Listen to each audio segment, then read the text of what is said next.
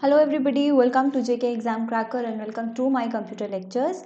Students, आज भी हम लोग कुछ प्रैक्टिस क्वेश्चंस करने वाले हैं बेस्ड ऑन कंप्यूटर अवेयरनेस। ये जितने भी क्वेश्चंस हम लोग करेंगे, all the questions are very very important. और जितने नंबर ऑफ क्वेश्चंस हम आज करने वाले हैं, that is in total 40 questions, right. ये बेस आज के जो क्वेश्चंस का लेवल है, that is easy to moderate. Normal level के क्वेश्चंस करेंगे हम लोग, ताकि जितना भी बेसिक्स ऑफ कंप्यूटर हम लोग पढ़ चुके हैं उसका प्रैक्टिस हमारी आज के सेशन में हो जाए। इसके बाद जो नेक्स्ट सेशन आपका होगा, again we will be doing 40 questions. हम फिर से कुछ 40 क्वेश्चन करेंगे। उसके बाद आप लोगों को पता है कि JSA के क्वेश्चंस हम लोगों ने मैंने आपके लिए स्टार्ट किए हैं। जूनियर स्टैटिस्टिकल असिस्टेंट के पेपर में जो भी क्वेश्चंस आए थे वो मैं आपको करवाऊंगी। एक सेट मैं आप लोगों को करवा चुकी हूँ कमिंग डेज में, और क्वेश्चंस भी मैं आपको इसके बेसिस पे करवाऊंगी। ठीक है, so let's begin. Question 1 read करते हैं। आप लोग अपने आंसर्स गेस करो, साथ साथ जो भी आंसर्स मैं आपको बता रही हूँ वो भी चेक करते जाओ। चलो देखो, क्वेश्चन 1 क्या है। एन इंटेलिजेंट टर्मिनल, आगे ब्लैंक दिया है कि इंटेलिजेंट टर्मिनल इसमें से क्या है। ऑप्शंस देखते हैं। Has a microprocessor but can not be programmed by the user. उसके बाद can process small data processing jobs with the use of a large CPU, interact with the user in English, can not take data from the user. तो intelligent terminal क्या होता है? Intelligent terminal includes processor, memory and take out the operations of a system. ठीक है, जो भी carry out करता है ऑपरेशंस एक कंप्यूटर के, कौन करता है? इंटेलिजेंट टर्मिनल करता है। तो करेक्ट आंसर यहाँ पे क्या होना चाहिए? Has a microprocessor, but yes, ये आपको ध्यान में रखना है, it can not be programmed by the user. ठीक है, so correct answer is option A. एक इंटेलिजेंट टर्मिनल होता है, कई बार क्वेश्चन पूछ लिया जाता है डम टर्मिनल पे कि डम टर्मिनल क्या होता है। तो डम टर्मिनल क्या होता है? Which has no processing capability, कोई प्रोसेसिंग कैपेबिलिटी नहीं होती है। It totally depends upon the central computer. एक नेटवर्क पे ये टोटली सेंटर कंप्यूटर पे डिपेंड करता है, खुद की कोई भी प्रोसेसिंग कैपेबिलिटीज नहीं होती हैं। But intelligent terminal has micro processor, memory and carry out the basic operations on a computer. ठीक है, so option A is the correct answer. Let's see next question. Next question is the first computer made available for commercial use was. Commercial use के लिए जो first computer available हुआ कौन सा है? मैनियाक, ENIAC, UNIVAC और एडसैक। तो first commercially used computer कौन सा है स्टूडेंट्स? हम पढ़ चुके हैं ये बेसिक्स ऑफ कंप्यूटर में, दैट इज यूनिवैक। यूनिवैक का फुल फॉर्म सबको याद रखना है, यूनिवर्सल ऑटोमेटिक कंप्यूटर, है ना। इसके बाद बाकी ऑप्शंस देखो, एनियाक, एडसैक, इनके फुल फॉर्म्स भी आपको पता होने चाहिए। एनियाक का फुल फॉर्म क्या है, एडसैक का कंप्यूटर क्या है, और स्पेशली किसके लिए ये कंप्यूटर्स फेमस हैं, ये बेसिक चीज़ें आपको पता होनी चाहिए। नेक्स्ट देखो, question 3। A network communication network which is used by a large organisations over regional, national and global area. जो globally network communication network use किया जाता है वो कौन सा है? LAN का full form local area network, है ना। WAN का full form wide area network, MAN का full form metropolitan area network, and उसके बाद आता है WAN का फुल फॉर्म होता है वैल्यू एडेड नेटवर्क। डन। अब पूछा गया है कौन सा नेटवर्क कम्युनिकेशन नेटवर्क है जो ग्लोबली यूज़ किया जाता है, बहुत ऑर्गेनाइजेशंस यूज़ करते हैं नेशनली, ग्लोबली। तो वो कौन सा है? वाइड एरिया नेटवर्क, जिसका बेस्ट एग्जांपल हम लोग पढ़ चुके हैं, that is internet. Option B is the correct answer. Let's see next question. In which of the following areas a spreadsheet is more useful. Spreadsheets के बारे में सबको पता है ना। एक्सेल के लिए जो शीट्स रहती हैं वो स्प्रेडशीट्स रहती हैं। कहाँ पे सबसे ज़्यादा यूजफुल है? साइकोलॉजी में, पब्लिशिंग में, स्टैटिस्टिक्स में और मैसेज सेंडिंग में। तो हमें पता है स्प्रेडशीट्स का यूज़ सबसे ज़्यादा कहाँ किया जाता है? जहाँ पे कैलकुलेशंस एंड ऑल परफॉर्म करनी होती हैं। तो from the options best suitable option is statistics, option C. Next question, question 5। Question 5 है a groupware is a hardware, network, software और फर्मवेयर। ग्रुपवेयर इनमें से क्या है? तो स्टूडेंट्स, ग्रुपवेयर क्या है? ग्रुपवेयर एक नेटवर्क टाइप है, ठीक है। It is an application software, ये एक एप्लीकेशन सॉफ्टवेयर है जिसे एक और नाम से जाना जाता है. It is also known as, जो आपको याद रखना है, कोलैबोरेटिव सॉफ्टवेयर. इसे हम कोलैबोरेटिव सॉफ्टवेयर भी कहते हैं. अब ये ग्रुपवेयर क्या है? कोलैबोरेटिव सॉफ्टवेयर मतलब ये क्या है? एक ऐसा सॉफ्टवेयर है जो ग्रुप ऑफ पीपल के लिए बनाया गया है. ठीक है, सर्टेन ग्रुप ऑफ पीपल जिनको ग्रुप में एक साथ मिल के कोई सिमिलर गोल अटेन करना है, कॉमन टास्क करना है, कॉमन गोल है जिनका, जिस सॉफ्टवेयर पे वो काम कर सकते हैं, उस तरह के सॉफ्टवेयर को हम लोग कहते हैं ग्रुपवेयर, जिसे कोलैबोरेटिव सॉफ्टवेयर भी कहा जाता है. ठीक है, इन सिंपल लैंग्वेज ये क्या करता है? It is a software for working on a common goal. ठीक है, for the people working on a common goal. Let's see next question.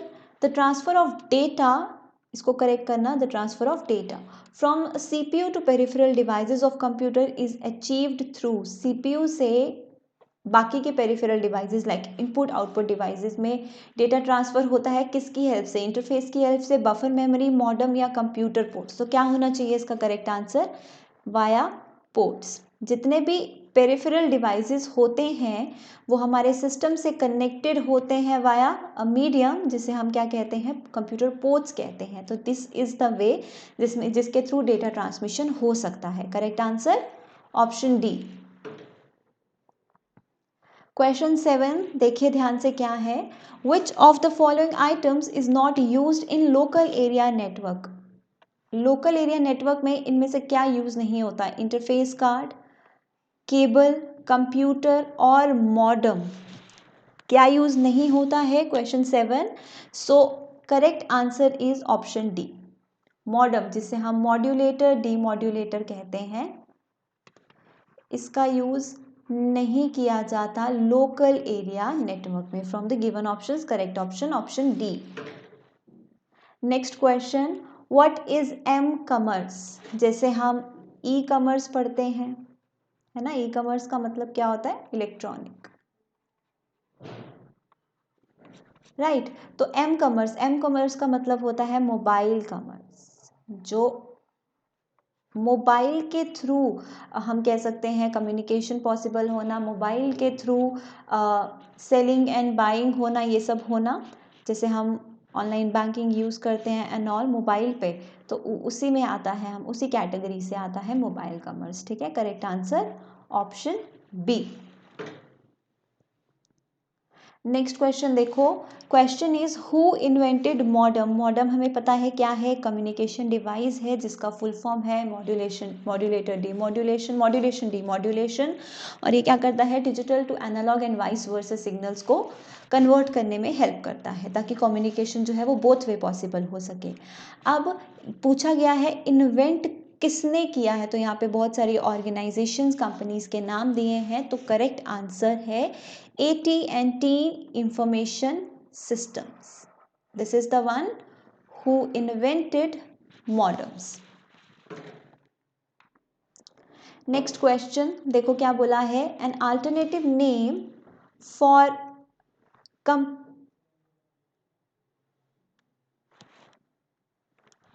just a second. An alternative name for completely interconnected network topology. Network topologies कौन सी होती हैं? Network topologies बहुत सारी होती हैं, जैसे mesh topology, star topology, tree topology, ring topology, ये सब नेटवर्क टोपोलॉजीज हैं. नेटवर्क टोपोलॉजी का मतलब क्या होता है? टोपोलॉजी का मतलब होता है a way in which computers are connected to maintain a network. एक नेटवर्क मेंटेन करने के लिए कंप्यूटर्स को जिस तरीके से कनेक्ट किया जाता है आपस में, जिस तरीके से उनकी अरेंजमेंट की जाती है, उसे हम नेटवर्क टोपोलॉजी कहते हैं. तो बोला है कि जितने भी कंप्यूटर्स हैं वो सब आपस में इंटरकनेक्टेड हैं, मतलब कोई भी ऐसा नहीं है जो डिसकनेक्टेड हो. Each and every node, each and every computer is interconnected. तो वो कहाँ पर पॉसिबल होता है? किस तरह के कनेक्शन में? मेश टोपोलॉजी में. जब मेश टोपोलॉजी में कंप्यूटर्स को कनेक्ट किया जाता है तो हर कंप्यूटर एक दूसरे से लिंक्ड होता है और डेटा शेयरिंग होती है, right. So correct answer is option A. Next question. What type of information system would be recognized by digital circuits? Digital circuits किस तरह का information recognize करते हैं? Hexadecimal, binary, hexa और binary, only Roman. तो हमें पता है डिजिटल भाषा का मतलब क्या होता है? Binary machine, that is 0 and 1। तो डिजिटल सर्किट्स कैसे इंफॉर्मेशन रिकॉग्नाइज करते हैं? In binary system, in binary language, that is in the form of 0 and 1। So correct answer should be option B. Next question क्या है? देखो अब ये printer पे क्वेश्चन है, और एक चीज़ मैं आपको बता दूं, जेके एसएसबी के जितने भी अभी एग्जाम्स हो रहे हैं ना, सब में मोस्ट ऑफ द सेट्स में प्रिंटर पर बेस्ड क्वेश्चन है ही है, और सिंपल क्वेश्चन है। आपको लिस्ट ऑफ प्रिंटर्स दिया है, पूछा गया इनमें से कौन सा इम्पैक्ट प्रिंटर है या इनमें से कौन सा नॉन इम्पैक्ट प्रिंटर है। तो आपको पता होना चाहिए इम्पैक्ट प्रिंटर्स कौन कौन से होते हैं, नॉन इम्पैक्ट, क्योंकि एक क्वेश्चन ऐसा देखने को मिल रहा है, ये 1 मार्क का बात है, तो ये आपको ध्यान से रखना है एग्जाम्पल्स को ध्यान। तो इम्पैक्ट प्रिंटर्स हम पढ़ चुके हैं, इम्पैक्ट प्रिंटर्स क्या होते हैं। तो इनमें से कौन सा इम्पैक्ट प्रिंटर है? Daisy wheel is an impact printer. ये बाकी सारे क्या हैं? ये बाकी सब हैं non impact printers, and you should know the difference between impact and non impact printers. बहुत बार ये आपको पढ़ाया जा चुका है, अब तो ये आपको आना चाहिए। नेक्स्ट देखिए, which computer was the first to use magnetic drum for memory. कौन सा ऐसा कंप्यूटर है जहाँ पे मेमोरी के लिए मैग्नेटिक ड्रम का यूज किया गया था? ये हमें पूछा गया है। क्या करेक्ट आंसर है? IBM 650, IBM 7090, 701, 360। तो करेक्ट आंसर है इसका IBM 650, ऑप्शन ए। अब आपके लिए मेरा एक क्वेश्चन है कि आपको बताना है कौन सी जनरेशन में मैग्नेटिक ड्रम्स का यूज़ हुआ था एज मेमोरी के लिए मैग्नेटिक ड्रम का यूज़ कौन सी जनरेशन में हुआ था? We have 5 generations of computer, तो मैग्नेटिक ड्रम का यूज़ किस जनरेशन में हुआ, ये आपको मुझे बताना है। कहाँ पर? कमेंट्स में, right? This is your task. Next देखते हैं अब, Which among the following standard protocols is the most widely used by the internet? इनमें से कौन सा प्रोटोकॉल इंटरनेट में सबसे ज़्यादा यूज़ किया जाता है? HTTP, TCP/IP, SMTP और SLIP। तो सबसे ज़्यादा यूज़ होने वाला कौन सा है? TCP/IP protocol, transmission control protocol and internet protocol, इसका फुल फॉर्म है। HTTP का फुल फॉर्म क्या है? Hyper text transfer protocol. उसके बाद SMTP का फुल फॉर्म क्या है? Simple mail transfer protocol. Full forms याद होनी चाहिए। And next one is SLIP। SLIP का फुल फॉर्म है serial line internet protocol.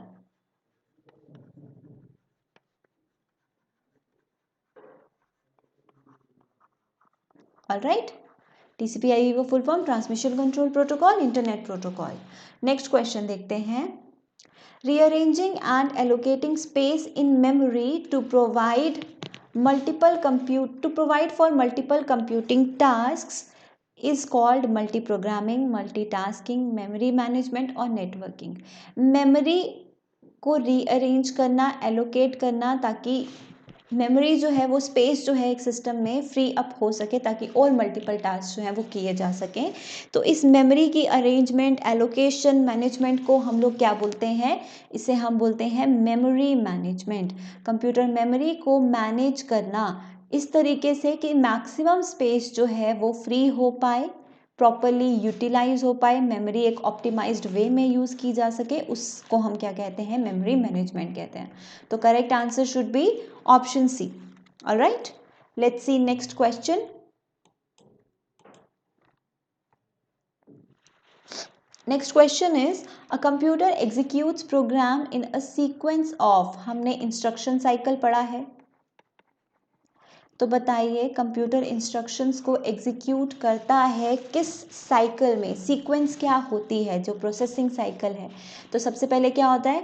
Data fetch किया जाता है, फिर उसे डिकोड किया जाता है, फिर उसे एग्जीक्यूट किया जाता है। इंस्ट्रक्शन साइकिल को हम फेच, डिकोड, एग्जीक्यूट साइकिल भी कहते हैं, है ना? So correct answer is option C for question 16। Let's see next question. Again arrangement का ही क्वेश्चन है। क्या बोला है क्वेश्चन में?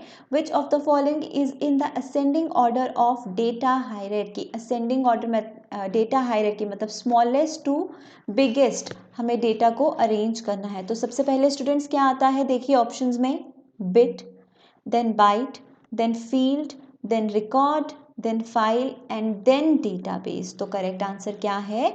Option C, this is the sequence, this is the ascending order of data hierarchy. ठीक है, करेक्ट आंसर क्या है? Option C. Let's see question 18 क्या बोला है? Which of the following is not an operating system? कौन सा ऑपरेटिंग सिस्टम नहीं है? तो देखिए क्या करेक्ट आंसर होना चाहिए?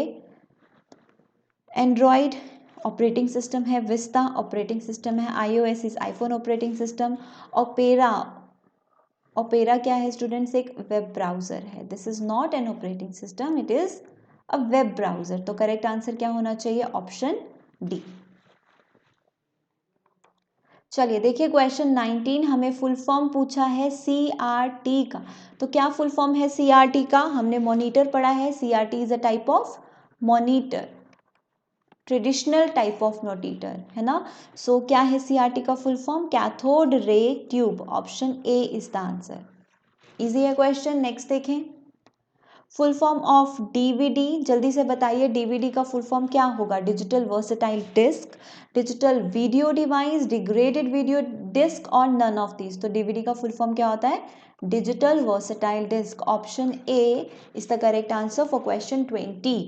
Question 21, the word length of a home computer. एक होम कंप्यूटर में वर्ड लेंथ कितना होता है? 8 बिट्स, 16 बिट्स, 32 बिट्स और 64 बिट्स। तो करेक्ट आंसर आप लोगों को आज ही मार्क ध्यान में रख लेना है। The word length of a home computer is 8 bits. Option A is the correct answer for question 21। Next question देखिए, ये क्वेश्चन भी काफ़ी ज़्यादा कॉमनली पूछा जाता है एग्जाम में। सिंपली क्या बोला है? Micro processor was introduced in which generation? तो माइक्रो प्रोसेसर का यूज़, माइक्रो प्रोसेसर का इंट्रोडक्शन किस जनरेशन में हुआ है? 4th generation of computers. Correct answer is 4th generation. Let's see next question, Dash controls the way in which the computer system functions and provides means by which users can interact with the computer. एक computer system कैसे काम करता है और users के साथ कैसे interact करता है, ये कौन कंट्रोल करता है? ऑपरेटिंग सिस्टम, मदरबोर्ड, प्लेटफॉर्म और एप्लीकेशन सॉफ्टवेयर। तो सिंपली एक ऑपरेटिंग सिस्टम है जो एक मीडियम बनाता है, एक इंटरमीडिएट है between the user and the computer, और ये देखता है, ये मैनेज करता है बेसिकली कि कंप्यूटर सिस्टम कैसे काम कर रहा है। राइट, नेक्स्ट क्वेश्चन देखें। Question is, the difference between people with access to computers and internet and those without access is known as। देखिए, वो लोग जिनको कंप्यूटर का, इंटरनेट का एक्सेस है और वो लोग जिनको एक्सेस नहीं है कंप्यूटर का, इंटरनेट का, उनके बीच का जो डिफरेंस है, उस टर्म को हम क्या बोलते हैं? तो उसे हम लोग बोलते हैं स्टूडेंट्स डिजिटल डिवाइड। मतलब जो भी डिजिटल वर्ल्ड है उसका एक्सेस जिन लोगों को है और जिन लोगों को नहीं है, वो लोग डिजिटली डिवाइड हो जाते हैं। तो उसे टर्म को नाम क्या दिया गया हुआ है? Option A, that is digital divide. Let's see next question, servers are computers that provide resources to other computers connected to a। servers computer होते हैं, हमें पता है। होस्ट कंप्यूटर्स जो क्या करते हैं? दूसरे कंप्यूटर्स जो भी रिक्वेस्ट करते हैं किसी भी तरह का डेटा या जो भी सर्विसेज रिक्वेस्ट करते हैं उसे प्रोवाइड करता है, रिसोर्सेज को प्रोवाइड करता है दूसरे कंप्यूटर्स को। और ये आपस में कहाँ कनेक्टेड होते हैं? एक नेटवर्क में कनेक्टेड होते हैं। ठीक है, सो करेक्ट आंसर क्या होगा? Option C. Next, word processing, spreadsheet, photo editing are examples of application software, system software, operating system software और platform softwares। तो ये जो स्प्रेडशीट है, फोटो एडिटिंग है, वर्ड प्रोसेसिंग है, ये सारे क्या हैं? टास्क ओरिएंटेड सॉफ्टवेयर्स हैं। मतलब कुछ स्पेसिफिक टास्क ही परफॉर्म करते हैं, ऐसा नहीं कि हर तरह का टास्क परफॉर्म कर लेते हैं। They perform some specific task. Spreadsheet एक अलग तरह का काम करती है, फोटो एडिटिंग में फोटो एडिटिंग का काम होता है, वर्ड प्रोसेसिंग में वर्ड्स मैनिपुलेशन का काम होता है, फाइल मैनिपुलेशन का काम होता है। राइट, तो ये टास्क ओरिएंटेड है। तो इस तरह के सॉफ्टवेयर्स को हम क्या कहते हैं? एप्लीकेशन सॉफ्टवेयर्स, जो यूज़र ओरिएंटेड होते हैं, यूज़र टास्क ओरिएंटेड होते हैं। नेक्स्ट देखिए, A dash is approximately 1 billion bytes। Bit, kilobyte, gigabyte और मेगाबाइट 1 बिलियन बाइट्स के इक्वल इनमें से कौन सा है? So what is the correct answer? Which is approximately equal to 1 billion bytes? ये हम पढ़ चुके हैं। The correct answer is option C, gigabytes. Next question देखो, all of the following are examples of input devices. Input devices सब हैं किसे छोड़कर, स्कैनर, माउस, प्रिंटर और कीबोर्ड। तो स्कैनर, माउस और कीबोर्ड क्या है, ये सब इनपुट डिवाइसेस हैं। प्रिंटर क्या है, एक आउटपुट डिवाइस। तो simple question, correct answer is option C. Next question देखिए, computers use dash language to process data. ये भी हमें पता है, computers use machine language that is binary language to process data. Correct answer option C. Next देखिए, in binary language each letter of the alphabet, each number and each special character is made up of a unique combination। Binary language में जो भी alphabet का letter है या कोई special character है या कोई भी नंबर है वो एक यूनिक कॉम्बिनेशन से बना होता है। किसका, 8 बाइट्स का, 8 कैरेक्टर्स का, 8 बिट्स का या 8 किलो बाइट्स का। तो करेक्ट आंसर क्या है, each combination is made up of 8 bits. Correct answer क्या है, option C. 31st question, 31 dash is the data that has been organised और presented in a meaningful way. Data जो organised form में है और एक मीनिंगफुल तरीके से रिप्रेजेंट किया गया है, और सिंपली वी से ऑर्गेनाइज्ड डेटा, उसे हम लोग क्या कहते हैं स्टूडेंट्स, इंफॉर्मेशन कहते हैं। जो डेटा हम एज इनपुट देते हैं वो होता है रॉ डेटा, उसको हम सिंपली डेटा कहते हैं। बट जब आपको आउटपुट मिलता है तो आपने जो भी आउटपुट मांगा है प्रॉपर ऑर्गेनाइज्ड वे में आपको मिलता है जैसा आपको चाहिए। सो उसे हम लोग क्या कहते हैं, इंफॉर्मेशन कहते हैं। Correct answer is option B for question 31। Let's see next question. All of the following are examples of real security and privacy risks।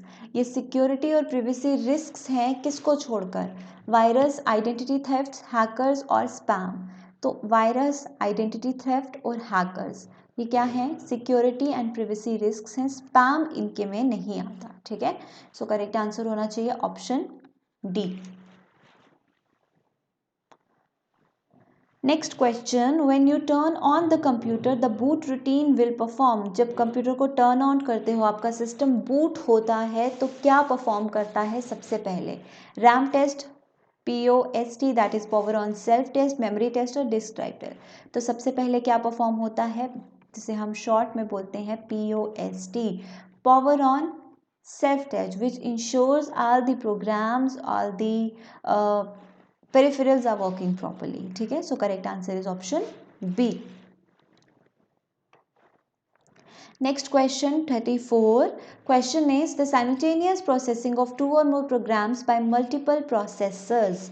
दो या दो से ज़्यादा की प्रोसेसिंग होना एक साथ, साइमल्टेनियसली कंकरेंटली प्रोसेसिंग होना एक मल्टी प्रोसेसर द्वारा, उस टर्म को, उस प्रॉपर्टी को हम लोग क्या कहते हैं, multi processing, multi tasking, time sharing और मल्टी प्रोग्रामिंग। तो साइमल्टेनियस प्रोसेसिंग होना दो या दो से ज़्यादा प्रोग्राम्स की बाय मल्टीपल प्रोसेसर्स, उसे हम लोग क्या कहते हैं, multi processing. Correct answer option A. Next, you can keep your personal files and folders in my folder, my documents, my files और my text। तो ये आंसर तो इजी है, कहाँ पर आप रख सकते हो अपने फाइल्स एंड फोल्डर्स, आपके पास ऑप्शन रहता है माई डॉक्यूमेंट्स का, right. So correct answer is option B. Next, help menu is available at which button. आपको हेल्प मेन्यू मिलता है आपके विंडोज़ में, ठीक है, विंडोज़ में हेल्प मेन्यू मिलता है, और ये कहाँ पर अवेलेबल होता है, एंड में, टर्न ऑफ में, रीस्टार्ट बटन के पास या स्टार्ट मेन्यू में। तो आपको हेल्प मेन्यू कहाँ पर अवेलेबल होता है, it is available in start button, ठीक है। Correct answer option D. Question 34 देखिए ध्यान से, the sharing of a medium and its path by 2 or more devices. एक मीडियम और उसका पाथ शेयर करना दो या दो से ज़्यादा डिवाइसेस के साथ, दो या दो से ज़्यादा डिवाइसेस द्वारा, उसे हम लोग क्या कहते हैं, मॉड्यूलेशन, इनकोडिंग, मल्टीप्लेक्सिंग और लाइन डिसिप्लिन। तो इसे हम कहते हैं क्या, मल्टीप्लेक्सिंग, ठीक है। दो या दो से ज़्यादा डिवाइसेस का पाथ शेयर करना, it is called multiplexing. So correct answer is option C. Let's see next question 38. A dash can make it easier to play games। कौन सा ऐसा इनपुट डिवाइस है जो गेम्स प्ले करना आपके लिए इजी बना देता है। तो इसका आंसर सबको पता है, जब भी गेम्स की बात आती है एक ही इनपुट डिवाइस सबके दिमाग में आता है, दैट इज जॉयस्टिक। तो correct answer is option B. Question देखिए नेक्स्ट क्या बोला गया है, थ्रू डैश एन एडमिनिस्ट्रेटर और another user can access someone else computer remotely. एक ऑप्शन है आपके पास, for example administrator, telnet, web application, web server, इसके थ्रू कोई भी यूज़र या एडमिनिस्ट्रेशन कोई और कंप्यूटर रिमोटली एक्सेस कर सकता है। तो इसका आंसर हम लोग पहले भी पढ़ चुके हैं, ऐसा क्वेश्चन मैं आपको करवा चुकी हूँ। क्या होना है करेक्ट आंसर, टेलनेट। टेलनेट क्या है, टेलीटाइप नेटवर्क प्रोटोकॉल। इसकी हेल्प से आप क्या कर सकते हो, अपने सिस्टम से एक रिमोट सिस्टम को, रिमोट कंप्यूटर को एक्सेस कर सकते हो। All you need is user ID and password. User ID and password enter करके आप दूसरा सिस्टम एक्सेस कर सकते हो, है ना। So correct answer is option B. Last question of today's session, date and time are available on desktop app. Date और time कहाँ पर अवेलेबल होते हैं, keyboard, recycle bin, my computer और टास्क बार। तो देखो ये जो बॉटम में आपको लाइन दिख रही है, this is the task bar, और यहाँ पे अवेलेबल होता है here what, day and time. तो इसे हम क्या कहते हैं, जो आपके सारे टास्क शो करता है, software programs which you are currently working on, इसे हम कहते हैं टास्क बार। ठीक है, so correct answer is option D. Date और टाइम कहाँ पर अवेलेबल होता है, टास्क बार में अवेलेबल होता है, ऑप्शन डी। ऑलराइट स्टूडेंट्स, आज जो हमने 40 क्वेश्चंस किए हैं वो ज़्यादा हाई लेवल नहीं थे, these are all basic level questions, जिससे आपका बेसिक्स ऑफ कंप्यूटर जो आपने पढ़ा है वो क्या हो गया, रिवाइज हो गया है, राइट। आगे वाले सेशन में अगेन हम कुछ नॉर्मल लेवल क्वेश्चंस करेंगे, धीरे धीरे हम लेवल्स को इंक्रीज भी करेंगे। जितने पॉसिबल क्वेश्चंस हैं कंप्यूटर के हम लोग यूट्यूब पर ही कवर करेंगे। जो भी अपकमिंग एग्जाम्स हैं आपके लिए सभी हेल्पफुल होंगे, इससे आपके टॉपिक्स क्या होंगे, रिविजन हो जाएगा, राइट। सो इन क्वेश्चंस को अच्छे से देखना, कहीं कोई गलती हो, कहीं कोई आपको लगे डाउट है तो you can ask me in the comment section. And yes, एक चीज़ आपको इन्फॉर्म करनी है, JKPSI के batches online and offline start हो चुके हैं। आपको कोई भी क्वेरी है रिगार्डिंग JKPSI बैच, या फिर आपको जूनियर असिस्टेंट के एग्ज़ाम से रिलेटेड क्वेरी है, क्योंकि जिनका रिटन टेस्ट क्वालिफाई हो चुका है उन्हें अभी, जिनका टाइपिंग टेस्ट क्वालिफाई हो चुका है उन्हें अभी रिटन एग्ज़ाम की तैयारी करनी है। तो रिटन एग्ज़ाम के लिए जूनियर असिस्टेंट का लाइव प्लस रिकॉर्डेड बैच, जहाँ पे आपकी लाइव क्लासेस भी होंगी और आपको रिकॉर्डेड सेशंस भी मिलेंगे, ऐप पर अवेलेबल हो चुका है। App name you know, JK exam cracker app, plus JKPSI के ऑफलाइन बैचेस भी अवेलेबल हैं, ऑनलाइन लाइव बैच भी अवेलेबल है। जो भी आपको सूट करता है, अगर ऑफलाइन आना चाहते हो यू कैन कम, और you can join offline online, ठीक है। तो ये बैचेस स्टार्ट हो चुके हैं। इससे रिलेटेड कोई भी क्वेरी होगी, आपको डिस्क्रिप्शन बॉक्स में नंबर अवेलेबल है, you can contact us on this number. Alright, so practice करते रहो, मिलेंगे नेक्स्ट सेशन में। Till then take care.